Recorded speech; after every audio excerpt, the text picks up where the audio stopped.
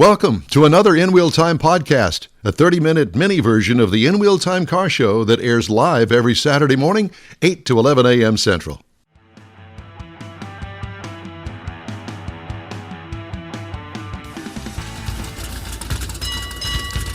From Studio A in Houston, Texas, welcome to the In Wheel Time car talk show for 2023. Coming up, go-to guy on the left coast, noted author and auto celebrity, Mr. Jack Nerad. All right. On Good Riddance 22 and what we can look forward to in 2023. Did he say that? In the automotive world. Yeah. Conrad has the events calendar, and later we'll look at the stories making auto headlines this week. Howdy, along with Mike out of this world, Mars. King Conrad DeLong. We need more Jeff Zekin. I'm Don Armstrong. Hey, thanks so much for joining us on this Saturday. We appreciate it. Had some technical issues, as we normally do. In the first hour of the show, we got those fixed, and on we go. Joining us now, our ever-popular and man about town, and the world, for that matter, ladies and gentlemen, Mr. Jack Nerad. Yay! Yay! Happy New Year, guys. Happy New Year to you. The gas prices out there in L.A. coming down? They're actually going back up. Oh. I think we've seen a nudge back up. They're like $4.50, $4.70 a gallon this year. So it's driving people crazy. Yeah. Of course. But it's like boiling a frog, though. I mean, they go up little by little, and I like that. Boiling a frog. Boiling a frog. Yeah. I think it's 266 here. Yeah. Is that about, right there? I got some 248 the other day. It was only one day it was there. Yeah, I paid $239 the other day. 239. Which was the lowest I've found. Take that, Jack. Yeah, sorry, we don't mean to rub it in, but we don't mean to rub it in. But based on that $7 plus a gallon that you guys were dealing with not that many months ago, $4.50 is not bad. Tell you what, we'll send you some. yeah, I guess. I still think it's bad, but and there's no reason for it. Is part of the problem. I mean, it shouldn't be a $2 disparity between you guys in Texas and us in California. We agree. Thank you, Joe Biden, and your guy, It's enough. Newsom. Yeah. Well, Right. did you make it to the Consumer Electronics Show, CES? I did not. I saw a lot of vehicles that were introduced there and that kind of stuff, but that typically comes too close after New Year's for me to get over there, so I didn't do that. I did, though, talk to the Ram people about their electric truck. I talked to Ralph Gilles, who's the designer of that wild truck. And, it's an amazing truck. It's really something. And I'm really curious as to how that thing's going to do, because as you guys know, truck buyers are pretty conservative buyers, and that's anything but a conservative truck. Well, it's funny you should say that. I have a feeling that perhaps, just guessing, that perhaps the Tesla Cybertruck may have had something to do Influence. And not only that, but my feeling has been for quite some time now that somebody, Ram now, needs to venture away and get a little bit more bold in the design without losing what a truck is actually meant to do. Yeah, and I think they've done that with that truck. I mean, in talking to Ralph about that, Ralph Gilles, again, the head of design for Ram, among others, they were adamant that it had all the capabilities of a Ram truck.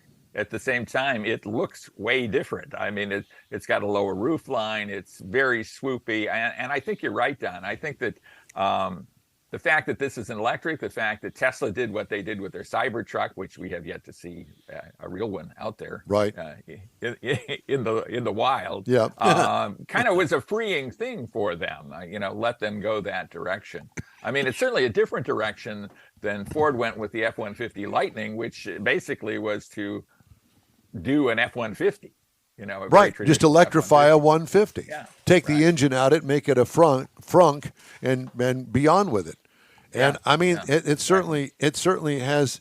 I mean, I think that there's some value in that, and to stay the conservative route and do what everybody is used to, and they'll probably sell every one that they make. But yet, on the other hand, too, when you're the third place truck, what are you going to do to jumpstart a new market, because really that's what they're trying to do, I think, with electrified trucks.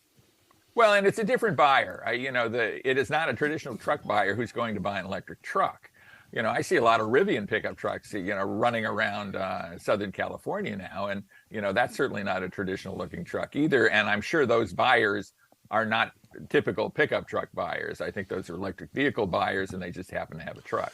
So, Jack, what do you think about the fact that it seems to me, anyway, and I may be totally off base, but the SEMA show, Specialty Equipment Marketing Association, that typically is built around the auto industry, actually many of the manufacturers pulled out this year, and I think that they took those dollars and took it over to CES.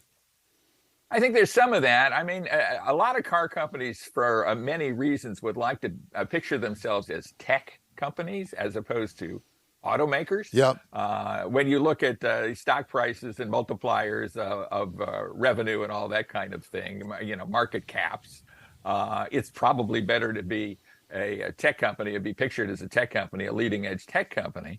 At the same time, I don't know that CES is a great time because it doesn't gather the amount of automotive media, certainly, or even the amount of, I guess there's a ton of media there, but it's not about automotive at all.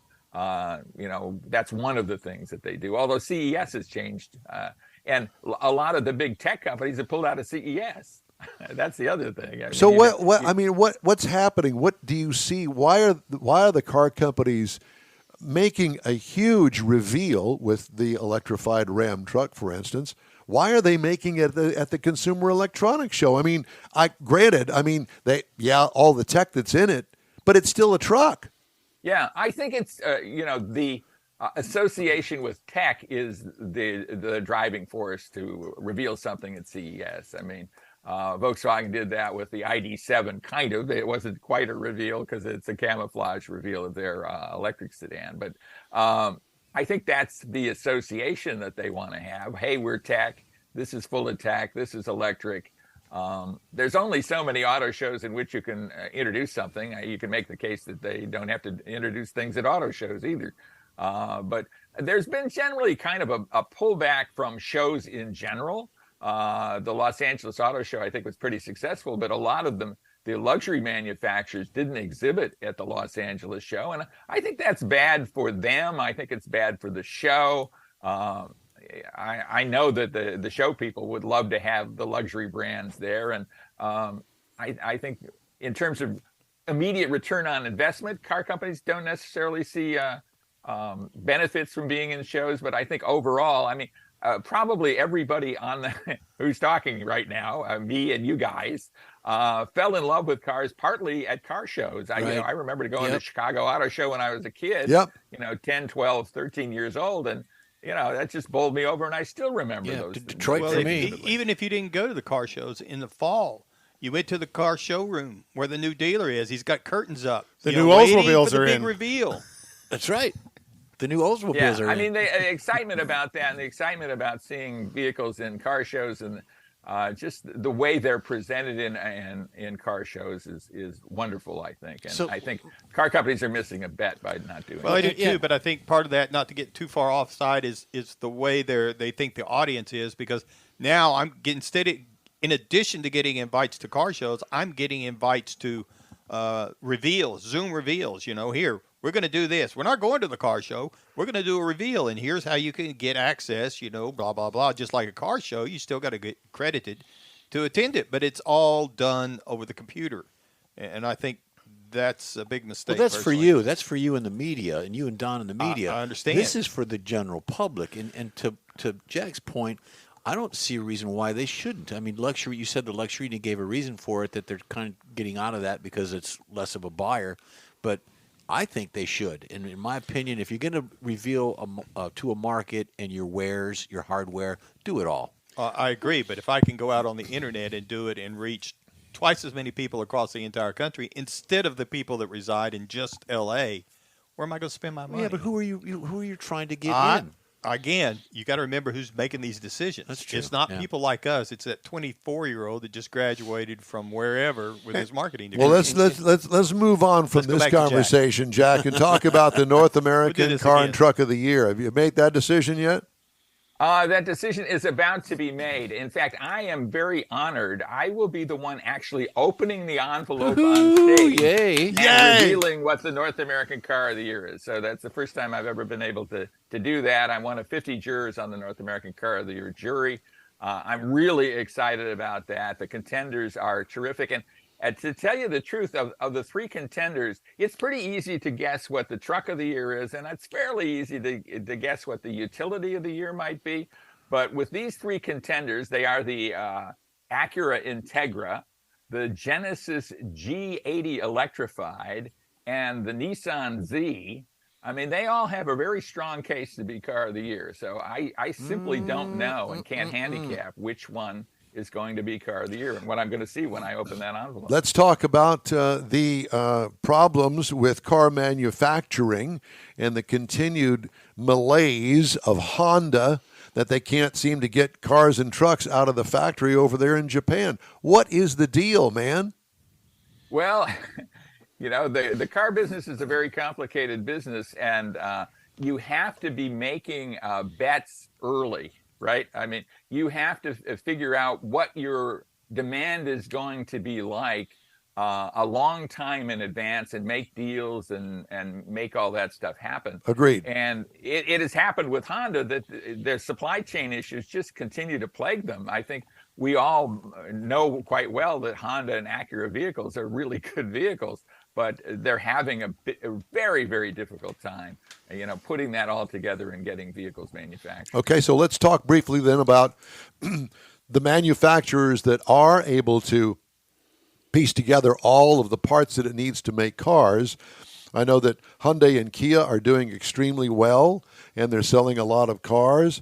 And now we throw into the whole mix electrified cars, and apparently this is the year that all of the manufacturers are bringing at least one, if not two, new cars electrified to the market. What do you think that's going to play out? Well, it'll be fascinating to see how it plays out, because a lot of people would suggest, and I might be one of them, that a lot of this is more government-driven or driven by other situations than consumer demand. Amen. I don't see a ton of consumer demand, except in pockets. You know, I happen to live in a pocket in Southern California where there's a lot of electric cars. Mostly Teslas, however. What I'm not seeing, interestingly to me, is electric vehicles from the major manufacturers, from the traditional manufacturers. I mean, for instance, Mercedes-Benz is now building a lot of, you know, probably 3 or 4 models that are electrified, that are really terrific vehicles. Mm-hmm. And I just don't see them on the road here. And I think I'm not seeing them in Southern California. They're just not getting on the road. I'm surprised by that. Well, I will tell you that I just got out of the EQS. Have you driven that yet? I have, and it's an amazing vehicle, isn't it? It truly is. I mean, I was really impressed, and it takes a lot to impress me these days, but the tech is absolutely incredible. The ride, I think that I used the word oleo is the way that I described the ride. I mean, I liked everything about it. Yeah, absolutely. I mean, and that, they're not alone. I mean, there's some less expensive electrics that are equally good or almost equally good. I mean, not quite with all the tech or the size, certainly. But those are great vehicles, and I'm just not seeing them. You know, it seems like if you want an electric, a lot of people still equate that with Tesla and are buying Teslas. At the same time, Tesla has quality problems. They've had some issues. They've had some supply chain issues. The end of 2022 wasn't particularly great for Tesla, so it's an interesting time, certainly. Well, so what really excites you about 2023 in the auto industry, besides the electrics, of course? Well, I'm hoping that we get back to a more normal market where the consumer isn't quite as beaten up by trying to buy a new car. I'd like to think that we're going to see some more affordable cars out there. I'm not necessarily convinced that we're going to. I'm fascinated to see how electrics play out in the real marketplace when people are voting with their dollars to either buy them or not. and we'll see how that unfolds. I'd like to believe that we're going to change some energy policies, and we're going to have less expensive gasoline, less expensive power, more reliable power going forward in the next several years. So, those are all things I look forward to. I'm not sure all have come to fruition, but Well, I'd like to believe that's true. Yeah, I think that the used car market, I think, is still in flux and changing day by day, and I think that with the more readily available new cars that are out there now, I think that that's going to continue to play on the used car market, and not in a good way. The other thing is interest rates. I think that it's really going to hurt new car sales, don't you?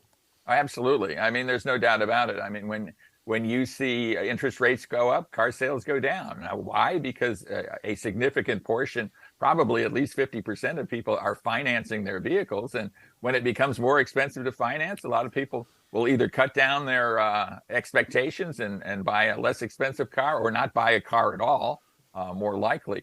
And you have kind of a weird market out there where a lot of cars coming off of lease now are worth a lot more than the residual value that's written into the lease. So a lot of people might decide, I'm just going to hang on to that car, or I'm going to sell that car to take my profit from that and roll it into something else. It's really a state of flux. This is a market that we haven't seen before, which is interesting, but it's hard to navigate because you don't have any roadmap for it.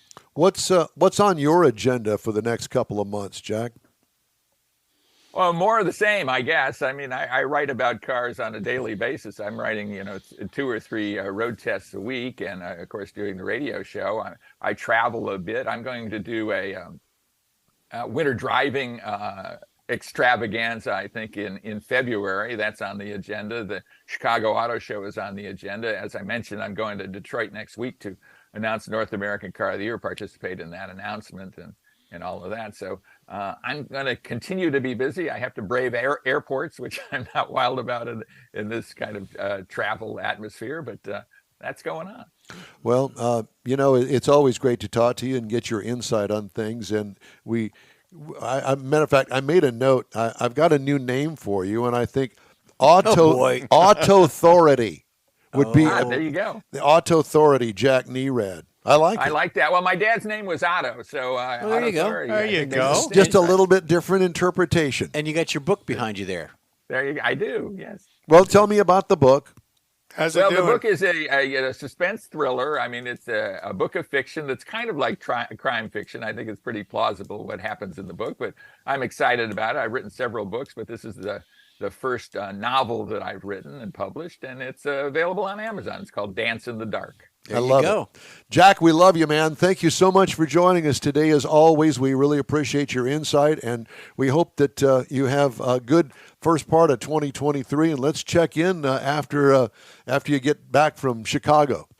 I'd love that. I'd absolutely love that. Always love talking to you guys, and Happy New Year to you again, and enjoy, and can't wait to be on the show again next time. Take care, Jack. Thank you, sir. Thank you, sir. Jack Nerad, our guy out on the West Coast. And Authority. There you go. That's pretty good. Did you like it? Did you think that up yourself? I did. It's one of those weird things. Well, not one. You need to go on his radio show. Yeah, no, I don't rank. But do the introduction for him. Yeah. Authority. Now here's your Authority. There you go. Jack Nerad. I'll do the announcer. There you go. Okay. I got a couple of other stories that I wanted to throw out there. And before I do that, I was thinking maybe perhaps we could do some cruise-ins and any other kind of news, things like that you got going on.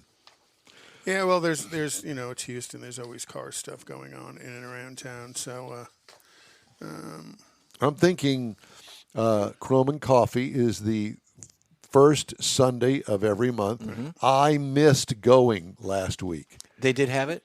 I don't know. Well, so I haven't talked to Craig. He's probably mad at me because I didn't go. But you did reach out. I know that you reached out at least once. I did. I texted him. I said, "You're going to have it," and I never got a reply, so I don't know. But at any rate. So tonight at 7 p.m. in Dayton is the Dayton Cruisers Monthly Street Meet. and that's going to be at 300 North Main in Dayton. Also tonight at 5 p.m. is the Brookshire Brothers Cruise in Montgomery, Texas. And at 6 p.m. tonight is the Wharton Cruise Night at Domino's Pizza in Wharton. Tomorrow is Sunday night at Freddy's, the Freddy's Steak Burger there on 1960, basically the Eldridge area. And it's a cruise-in. Entry is free. Also on the 8th is Octane and Espresso at Black Rifle Coffee at 7086 North Highway 6 in Houston.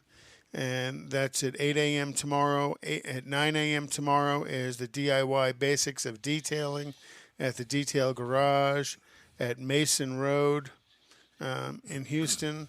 And then finally tomorrow is Coffee and Cars at Noe's Cafe on Spring Stubner Road in Spring, Texas. And that starts at 10 a.m.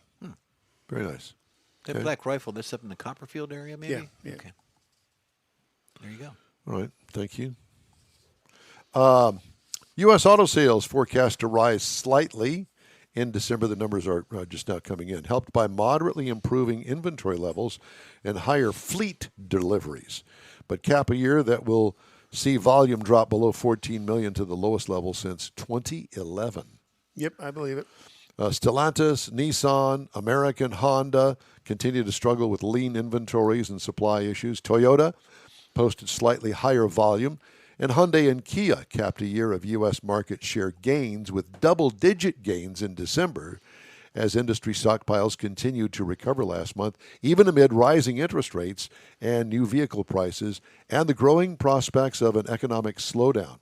Severe cold and heavy snow across a huge swath of the northern states late in the month also likely undermined retail activity as 2022 closed. EPA was to announce finalizing new emission standards to drastically cut smog and soot-forming emissions from heavy-duty trucks, the first of a series of actions Diesels. planned to cut vehicle pollution. New standards, the first update to clean air standards for heavy-duty trucks in more than 2 decades, are 80% more stringent than current standards. Separately, the EPA plans to propose by March the so-called Phase 3 greenhouse gas standards for heavy-duty vehicles, beginning with new emission standards, light and medium-duty vehicles. Both of those rules were finalized, are going to take effect starting in the 2027 model year. Get ready for that. Transportation is the largest source of U.S. greenhouse emissions, making up 29% of emissions, and heavy-duty vehicles are the second largest contributor at 23%, according to the EPA. So you heard the Ford F-Series has been reported as America's best-selling truck for 2022 with more than 640,000 sales, marking its 46th consecutive year on top. Wow. Do you think that will always continue to be that way? Could be, unless GM or Ram do something substantial to attract customers. And Ford has the number one spot when it comes to recalls. Well, that's True. I think that's a little volume driven, Yeah, though, too. exactly. The more you produce, the more you're going to have issues. Right. Well, hello. Yeah. It's all somewhat interrelated. Audi is also looking at getting into Formula One like Cadillac is with Andretti. I'm going to be a fan. So That's a new sport I'm going to look at. Audi will become the German car maker's official works team of the Sauber team in 2026 when the new engine regulations come into force. You go, Cadillac. You go, Andretti. I'm going to kick some Hamilton butt. Ram gave the industry a glimpse of what to expect in 2024 with the unveiling of the 1500 Revolution BEV, or battery electric vehicle concept, on Thursday during the Consumer Electronics Show in Vegas. Ram looking to raise the bar in the electric pickup market with features such as an automated charger and the ability to follow a walking driver like a loyal dog. Like a puppy. Yep. A The truck stalker. brand is joining the EV pickup fray later than rivals when the electric 1500 arrives next year, but Stellantis says it's been using the time to gauge the competition and is working to surpass them in metrics such as range, towing, payload, and charge time. The Concept's cabin is 4 inches longer than today's production truck, while the bed length remains the same. Why are you looking at me that way? I'm listening attentively. I think he was giggling about the truck following you as you're walking. Is that what you're giggling about? He's a giggler, yeah. You're probably still thinking about those chaps that you've got in the closet. That I was wondering if the truck will follow visualizing you. You on in them. somebody like a dog? You know? that I don't know. Sick 'em. So you heard Mercedes announced it's going to spend roughly $1 billion on the installation of 400 charging hubs in key cities along major highways in North America. Okay, fine. Yeah. All right. Oh, I've got a Mercedes. Oh, there's a charging station, and the next one is 500 miles away. Oh, there we like go. Tesla. Good luck. Well, Tesla's building charging stations all around. Are they going to build them next to each other? Probably. In a big pod of charging stations. Well, the ones they put up in Beaumont, there's 12 of them, all in one, all in a How row. many at a time have you seen there? Teslas. Maybe about 4. Exactly. 4 cars at a time. Yeah. Well, There's the one not at that Whole many Foods. Teslas over there. The one at Whole Foods seems to be, pretty. Yeah, when it works. Well, it's yeah. only got two outlets on Go it. down the road to the Walmart. in Beaumont. Gents, it's time With for us everybody else. It's time for us to take a break. Can we do that? Yeah. Sure. All right, we'll be right back. Some things just belong together. Chips and queso, beer and barbecue, and the Auto Show and Boat Show. January 25th to 29th at NRG Center. 1 ticket, 2 great shows. Climb Jeep Mountain, board your dream boat, get the kids hooked on fishing at the Trout Pond, and join Evolve on an EV test drive, including the Ford Lightning. See all the latest models at the Houston Automotive Show, January 25th to 29th. Buy early and save at automotiveshow.com. Your friends and hosts of the quarterly Tailpipes and Tacos Cruise In at the Lupi Tortilla in Katy want to thank you for your participation in last year's events and look forward to more in 2023. You'll hear about them all right here and online soon. Next time you're in the West Houston Energy Corridor area, be sure to stop in at the original Lupi Tortilla Tex-Mex near I-10 and Highway 6 or at the Katy location on the Grand Parkway at Kingsland Boulevard. In Beaumont or College Station, you'll want to stop in and have Lupi's award-winning beef fajitas and frozen margaritas. There's always a celebration at Lupi Tortilla. Lupi founder Stan Holt and his wife Sheila are car people through and through. Both are winning racers on the NHRA drag racing circuit and have a collection of hot rods and classics that everyone appreciates. You'll see them at the next Tailpipes and Tacos Cruise In the spring at the Lupi Tortilla Tex-Mex on 99, the Grand Parkway, and Kingsland Boulevard, just south of I-10 and Katy. We'll give you all the details soon right here on the In-Wheel Time Car Talk Show and online. The award-winning In-Wheel Time Car Talk Show is available on the most popular podcast channels out there in 30-minute episodes. We realize our 3-hour live show can be difficult to catch in its entirety, so now you can listen every day to a convenient, fresh 30-minute episode. Check us out on Apple Podcasts, Spotify, Google Podcasts, Amazon Music, and Audible, along with a dozen more. In-Wheel Time has the most informative automotive guest interviews and new car reviews, along with popular features including Conrad's Car Clinic and This Week in Auto History, along with automotive news headlines. Our live broadcast airs every Saturday, 8 to 11 Central on InWheelTime.com, the iHeart app, and on YouTube. Be sure to say hello when we're broadcasting from the Tailpipes and Tacos Cruise In, Autorama, and the Houston Auto Show, among others. Now, it's easier than ever to hear about all things automotive all week long. You're invited to join fellow car enthusiasts in becoming part of the ever-growing In-Wheel Time Car Talk family. Don't forget those 30-minute podcast episodes on your favorite podcast channel.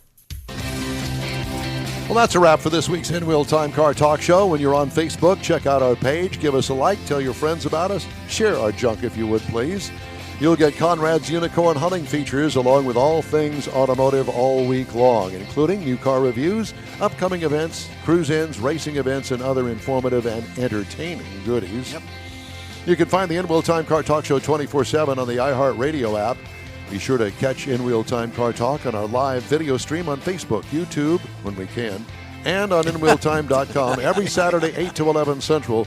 Daily 30-minute podcasts available from over a dozen of the most popular podcast providers. The In-Wheel Time Chief Engineer is David Ainsley. Our Marketing Advertising Manager and Video Technical Director is We Need More, Jeff Zekin. For Booking Agent and Podcast Editor, Mike Mars, and Mr. Know-It-All, His Royalty, King Conrad DeLong, I'm Don Armstrong. Today's In-Wheel Time Car Talk Show was electronically connected through the Emeritus Engineering Shop of O.B. Johnson, Nut Farmer. Be sure and join us again for the next live 3-hour In-Wheel Time Car Talk Show, Saturday, January 14th, 2023, beginning at 8 a.m. Central on all of our In-Wheel Time Car Talk outlets. Have a great weekend. Stay safe, and we'll see you all later.